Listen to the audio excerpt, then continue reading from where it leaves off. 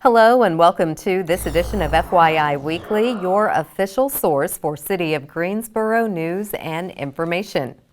Nearly 1 in 5 adults and 1 in 5 adolescents in the United States live with a mental illness.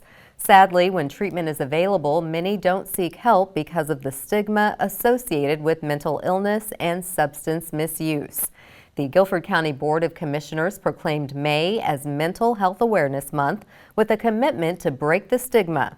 They are encouraging everyone to increase their understanding of resources available to help anyone experiencing a mental health crisis.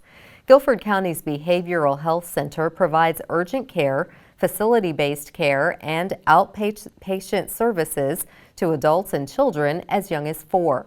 The agency will host a Mental Health Awareness Festival on Thursday, May 25th from 2:45 p.m. to 6 p.m. at the Guilford County Cooperative Exchange Center.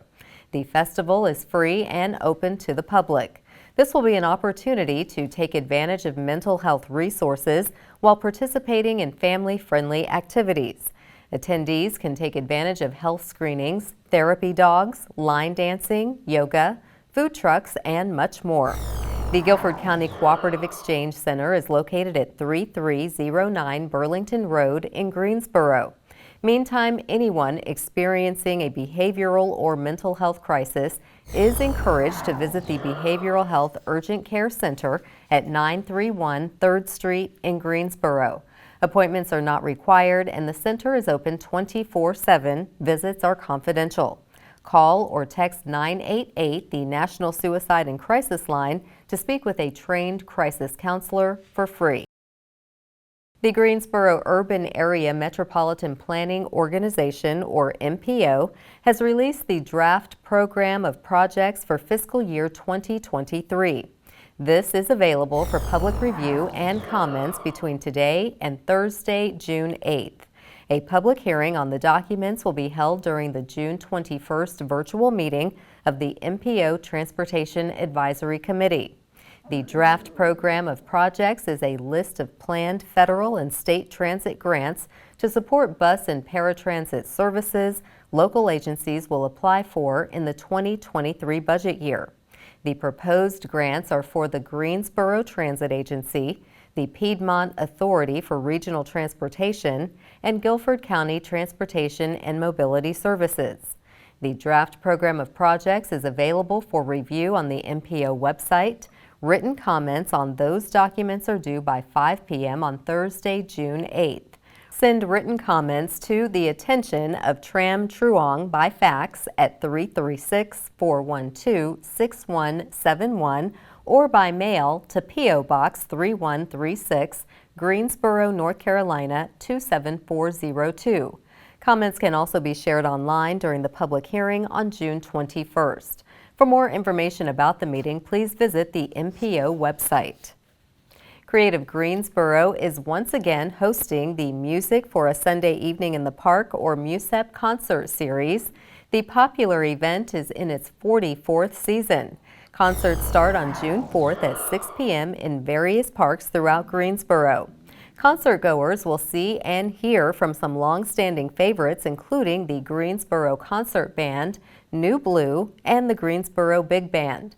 Several musical acts will make their Musep debut this summer, including the 10-piece salsa band Orquesta Internacional La Clave and Sahara Reggae. Musep concerts are free to the public, although donations are collected to help sustain the series. In addition to concessions available to purchase from food trucks, attendees are welcome to bring food, blankets, and lawn chairs. In the event of bad weather, cancellation notices will be posted on Creative Greensboro's Facebook or Instagram pages. The Musep series is sponsored by UNCG College of Visual and Performing Arts, UNCG School of Music, Health Team Advantage, More Music, Carry Sound, Fox 8, and Greensboro's Parks and Recreation Department. All concerts begin at 6 p.m. on Sundays. The full schedule can be found on the city's website. Cone Health has partnered with the city to share a series of brief and informative videos designed to inspire you to make better choices when it comes to healthy living.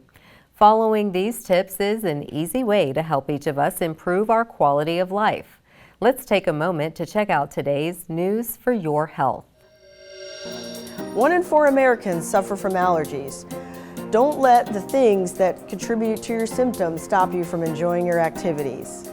I am Dr. Rosalind Hicks, an allergist from Allergy and Asthma Center of North Carolina, a member of Cone Health Medical Group. Let's get started and talk about allergies. Allergies are the common cold. Very similar entities. They both consist of a lot of congestion, runny nose, sneezing. Typically with the common cold, you're going to have, starting out, a little more scratchy throat, sore throat, and you often a little bit of fever. Both can have cough because of the postnasal drip, and you're going to feel a little lousy with the common cold, will run down, dehydrated, those kind of things. And then with allergies, it can be any time of year. Cold may be more common in the winter season. And allergies can be with exposure. You just mow the lawn? Did you just take care of the cat or dog? Did you just clean out the attic with lots of dust? So those are the things we think about to differentiate between a common cold and allergies. The common triggers kind of fall into 2 categories: indoor, outdoor, seasonal, or year-round. So in the spring, we think a lot about tree pollen, followed by grass pollen and weed pollen. And then we have dust, mite, cockroach, mold, which can be indoors and out, and then any kind of furried animal, dog, cat, gerbil, any of those. So clearly if we're sensitive to the animals, then we shouldn't have animals, we shouldn't be exposed to them, but we can't really control completely pollen exposure. So if you go outside, if you're doing something involving that exposure, then wearing a mask if you have to mow the grass, wiping off your hands and feet, taking off your shoes before you walk through the house so you don't track the pollen through, minimizing the window being down as you ride down the road, and wiping off the cats and dogs when they come in from their walk so the pollen is not throughout the house and on the furniture, those kind of things. Well, of course, avoidance would be the biggest action that we could participate in to try to minimize symptoms, but side of that, adding medications to minimize the congestion, sneezing, runny nose. I'm a huge proponent of saline rinse, and so that's something easy that's not medicated. It's just salt water flushing out or clearing out the nasal passages so we can take away those allergens that we've been breathing in. I think it is very important to prepare for allergy season so that you can minimize your suffering and you don't have so much congestion and headache or disrupted activity. I like to encourage people to start their medications around Valentine's Day, and usually that'll minimize their symptoms and they can go into the allergy season ahead and symptom-free. It is important for individuals to think about allergy testing if they're having lots of symptoms, uncontrolled symptoms, they've tried multiple medications, or they feel like there's one specific thing that they're really interested in knowing that they're allergic to. And especially if you have upper and lower airway symptoms, if you're coughing and wheezing, then that has become quite the standard for management to consider allergy injections. And we need to know exactly what you're allergic to be able to put in your specific vial so that we can manage you with the injections if we have the positive testing available there. And in the situation where you may be food allergic, having allergy testing can be very informative to know what to avoid. Thank you for joining us. I hope all this information has been helpful to decrease your suffering from allergies. For more information, go to conehealth.com/wellness. I'm Dr. Rosalind Hicks. Transit options for downtown will take a step back in time to bring back a classic mode of transportation, and the city wants to hear from minority and women-owned businesses in the form of a survey. We'll have those stories and more news coming up after the break. Stay with us.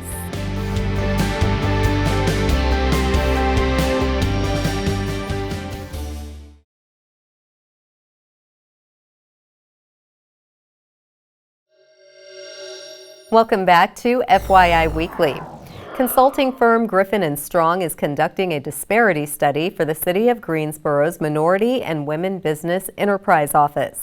They are interested in capturing your experiences as it relates to doing business or attempting to do business with the city. You're invited to complete an online survey which is available in multiple languages. Survey responses will be kept confidential. The disparity study gathers data to aid the city with analyzing its procurement practices relative to minority, women, and disadvantaged business enterprises. The outcome of the disparity study also informs policies, practices, and procedures addressing the needs of the business community.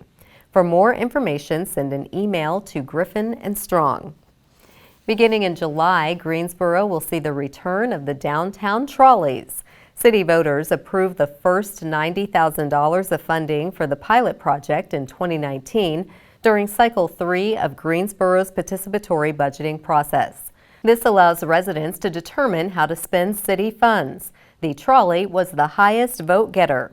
Earlier this year, City Council approved another $1 million of American Rescue Plan funds to support the free service, which will be centered along the Elm Street corridor with an arrival frequency averaging between 5 to 7 minutes.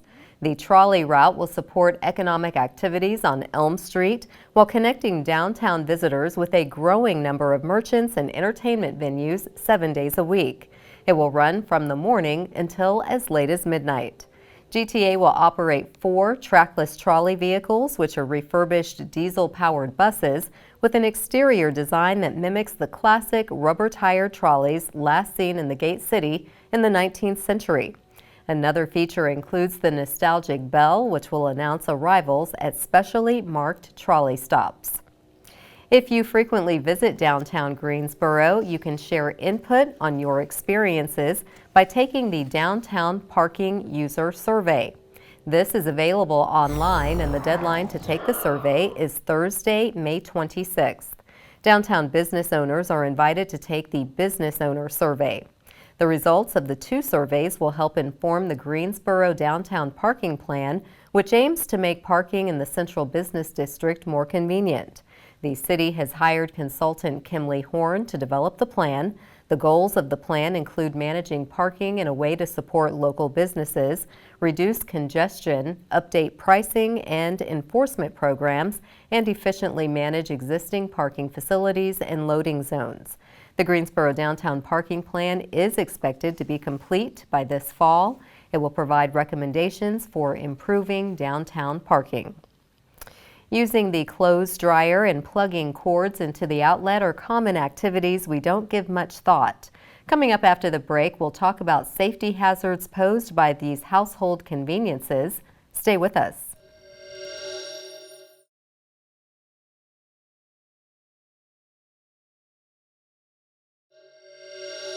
Welcome back to FYI Weekly. Have you considered how important it is to take proper care of your clothes dryer? Better yet, when you plug in appliances, are you aware of the potential danger?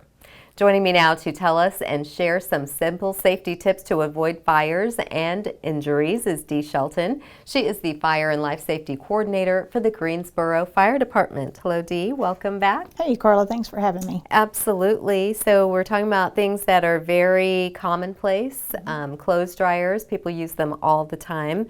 But how can that become a fire hazard? They actually rank in the top 5 in the nation for a reason for having fires to begin with. Biggest reason, dust. We're not cleaning out, the lint and the dust that's collected. You should be doing that, excuse me, after every load. The lint trap should be cleaned out. Furthermore, at least annually, we need to be cleaning out the venting system, which would be, for some people, it's the corrugated, like accordion style hose, changing that out. Or if you've got the pipe type, you need to have a qualified professional to come in. They'll run, it's like a drill bit with a spinning brush that will go into that and clean all of that out. Okay. And then they'll take apart the dryer and clean it out and make sure that there's no dust left that could catch fire. Well, that's good to know because most people aren't aware of all the parts attached to the dryer. Right. So they just stop at the lint trap and then they're done. Right. So on a regular basis, we'll check all of those items, and if all else fails, call the professionals in. Yes, always a qualified professional. Now, my dryer has a timer. Is it a good idea to rely on the timer to turn itself off if I'm going to leave the house? Typically they're going to turn it off, but it's not so much of the timer that's the problem. It's the fact that things are overheating if there is too much dust or lint. If you're finding that your loads are not drying properly, like you think, well, I've got to restart this, it's not quite dry, that could be a clue that there's too much lint in there. And then when we leave it going when we go to sleep or we leave the home, that's just a fire hazard. No one's there to see in time to turn it off or to take care of the issue. Okay, so do not leave the dryer on while you're gone. Right. Okay. Now, electrical outlets, are there warning signs for us to know when that's faulty? Yes, if you're having some issues with, say your lights are flickering or dimming when you're using products that are plugged into outlets, if you have maybe a rubbery or a plastic smell coming from your outlets when you're using an appliance, that could be an issue. If you touch an appliance and you're tingling, not a good sign. Sparks coming from the outlet, or if you've got like above the outlet, if there's just like a little dust on the wall above it, it kind of looks hazy or kind of dark above it, and you wipe it and it comes off, that's actually arcing going on in that outlet that you can't see, and that could be an issue. Arc fault circuit interrupters just kind of act like a breaker. They're a type of a breaker. So if there's an issue within that appliance at that time, instead of tripping the breaker in the breaker box, it can trip that circuit on that, that plug, and anything plugged in on that circuit should be connected to that one plug for that circuit. It has a reset button on it, just like with flipping the switch in your box, but you should be testing those about once a year. Okay, and how would you know if you have that? I'm sorry, once a month, I should say. Is it built in or something you have to install? Those typically in a newer home, that's code now to have those per circuit. So especially in the kitchen and in the bathroom, or if you've got outside outlets, one of those would have it, or maybe in the garage, anywhere where you may have water involved. Okay, good to know.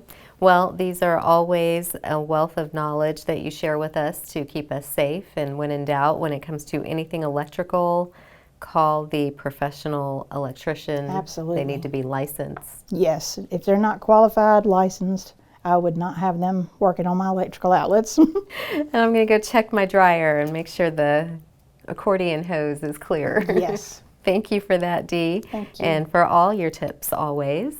So we always appreciate life safety, and you do it best. Thanks, I appreciate that. Thank you.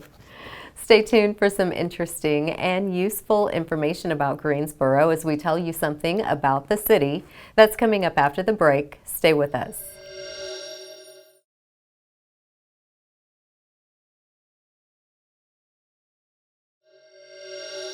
Welcome back to FYI Weekly.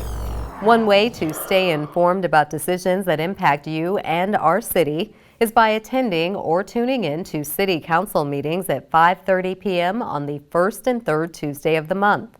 The fourth Tuesday is reserved for a meeting as needed. The City Council has resumed meeting in the Katie Dorsett Council Chamber on Level 2 of the Melvin Municipal Office Building located at 300 West Washington Street. The public is allowed in person, but only in a limited capacity. Those who choose not to be in the building can participate virtually. The Greensboro City Council meetings are broadcast right here on GTN. The meetings are also streamed live on the city's website and on Roku. To review the council meeting schedule and agendas, please visit the city's website. Here's an opportunity to learn a little something about the city. The Greensboro Mayor's Committee for Persons with Disabilities is accepting applications for the Stephen L. Nyer Memorial Scholarship for Outstanding Students with Disabilities. The deadline to apply is Monday, May 22nd. You may nominate yourself or a deserving student. The nomination form is available online. The Greensboro Mayor's Committee will award up to $3,000 in scholarship opportunities.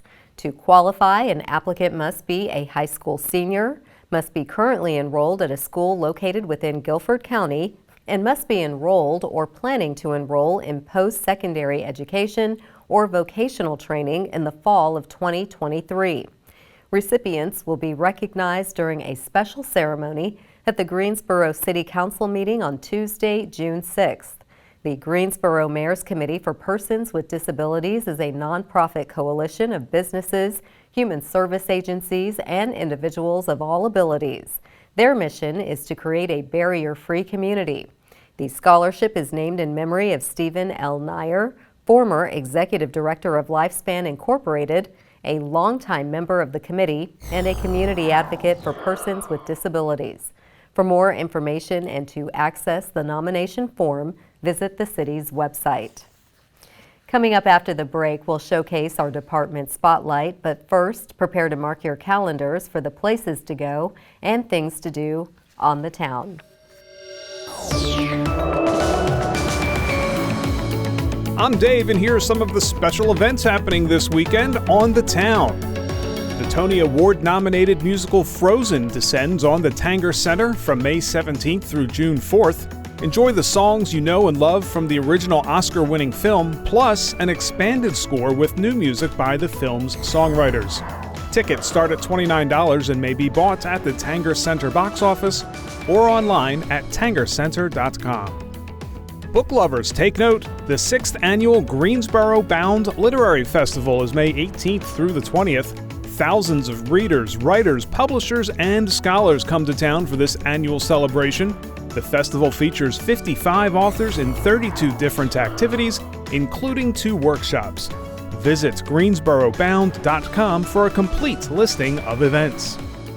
Grab your shagging partner and head to First National Bank Field in downtown Greensboro on May 18th for the second of 5 Town Bank Beach Music Festival concerts.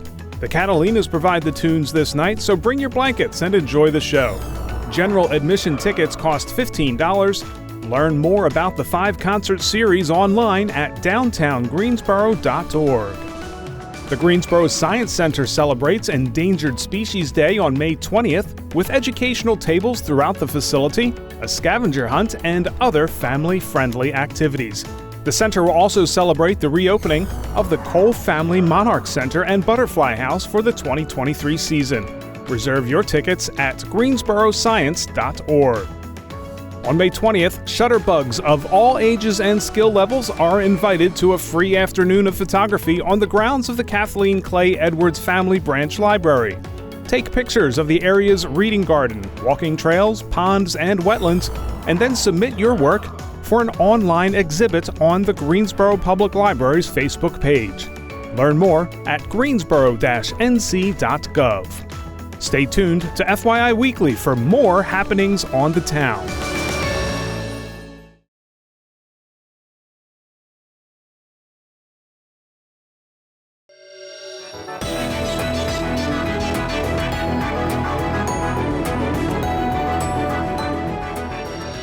Welcome back. The City of Greensboro has more than 20 departments and several divisions committed to serving you, our residents and visitors. Let's go behind the scenes in our department spotlight. The Greensboro Fire Department will host its first Fire Citizens Academy in the fall. The program will give residents a better understanding and a behind-the-scenes look into the Greensboro Fire Department, which ranks as one of the best fire departments in the country. Free CPR and first aid certification is included for all program participants. The Fire Citizens Academy will meet from 6 p.m. to 8:30 p.m. each Monday from July 31st through September 25th at various fire stations throughout the city. Participants must be at least 18 years old. A total of 20 residents will be selected to participate in the academy. For more information and to access the application, visit the city's website. Straight ahead on the other side of the break is this week's Way to Go GSO Shout Out. Stay with us.